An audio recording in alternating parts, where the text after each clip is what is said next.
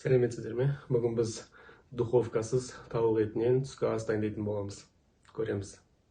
Так, бізге ол үшін осындай үлкен емес 3 картошка керек. Ол картошканы біз осындай теркадан өткіземіз.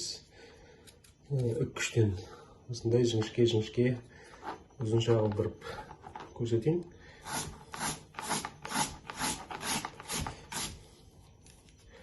Осындай қылып тураймыз.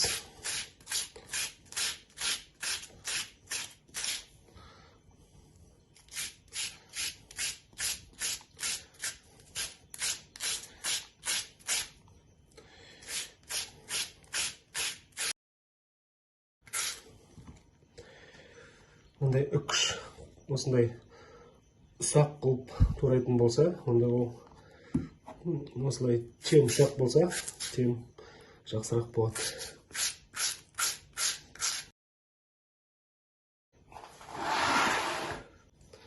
Осы туралған картошкамызды саламыз. Және осындай су құйып, картошкамызды жақсылап жуып, крахмалынан жуып аламыз. Осылай 5 минутқа суға қойып қойсаңыздар да болады. Және осындай 2 тауықтың төс етін жақсылап ұсақтап турап аламыз.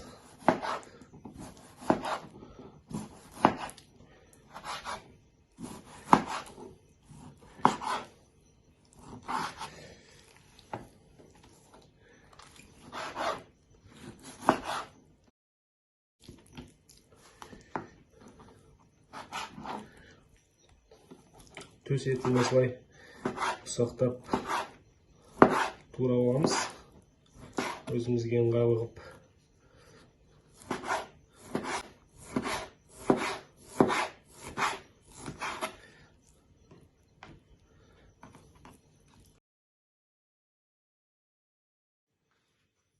Картошкамызды жуып алдық.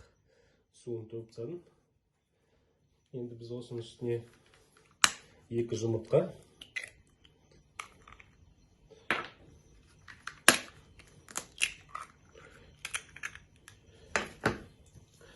және бұрыш,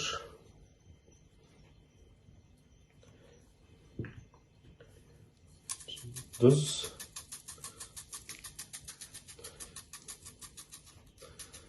кішкене тұздан қойымыз.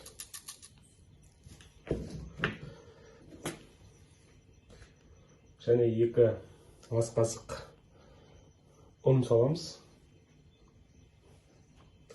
1,5 салсаңыздар да болады. Және осыны жақсылап араластырамыз. Енді осының үстіне жаңағы тура болған тауығымыздың еті қосамыз.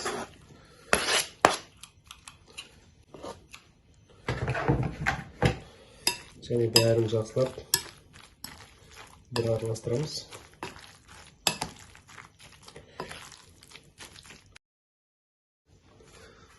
Дайын. Енді осыны ыстық табаны қыздырып, майлап, соған пісіреміз. Табамызды газге қыздырып, осылай кішкене майлаймыз осын. Және осы табамыз қызғасын. Осы тамағымызды осының ішіне саламыз.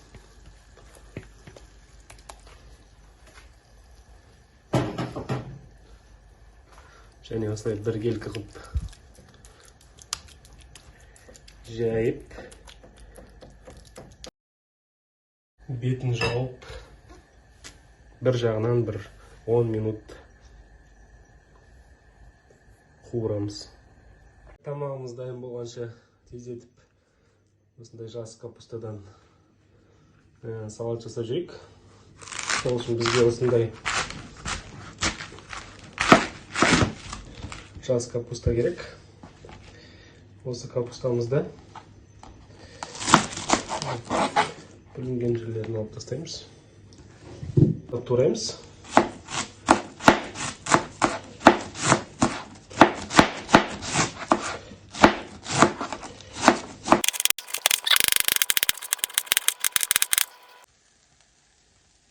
тамағымыз бір жағынан бір 7 минуттай тұрды. Енді екінші жағын аудару керек. Ол үшін мен андай табақ пайдаланып, табағымыз крышка. О. Осылай екінші жағын аударамыз.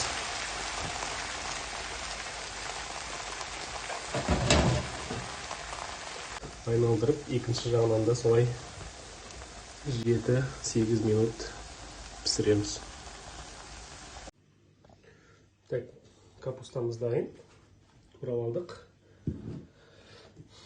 Енді оған морковты, сәбізді, яғни үккіштен өткіземіз.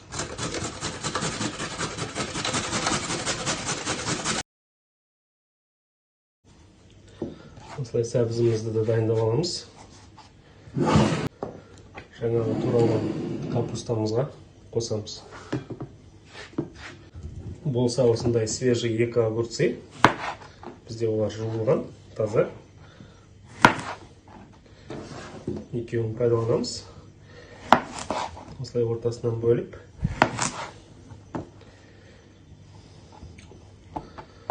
Ұсақтап тураймыз.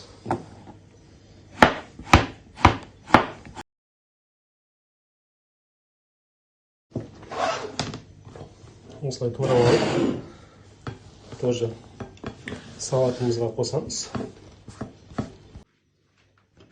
Және осындай жуылған аскөк. Оны да біз салатымызға ұсақтап турап қосамыз. Салатымыз дайын.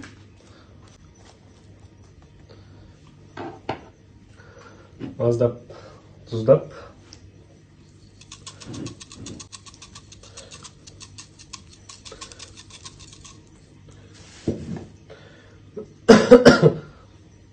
Және бұрыш қосып, енді майонез жақсы көрсеңіздер майонезбен, жақсы көрмесеңіздер обычный маймен араластырып қоя тұрсаңыздар болады. Және жаңа аскөгімізді бетіне үстіп саламыз. Так, тамағымыз почти пісіп қалды. Енді бетіне осы жаңағы үккіштен өткізген сырымызды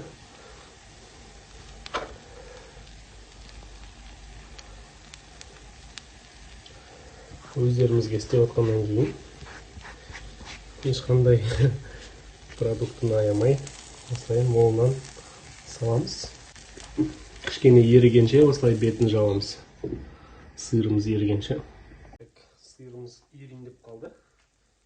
Енді біз осы асымызды былай екіге бүктейміз.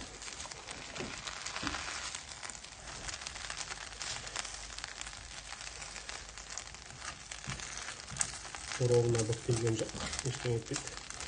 Міне осылай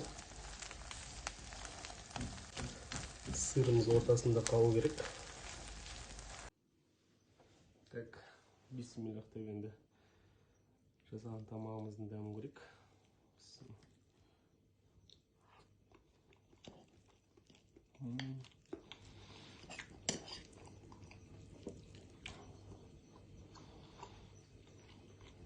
Ортасында сыры. Және салатымызды мен кішкене майонезбен араластырдым.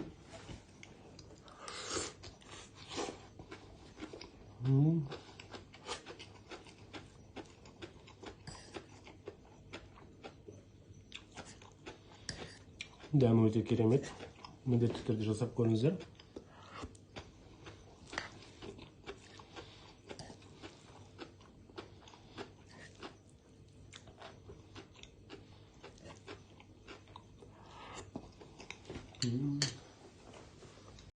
Асымыз дайын, міндетті түрде жасап көріңіздер. Каналға қосылып, лайк басып, комментарий жазамыз. Сау болыңыздар.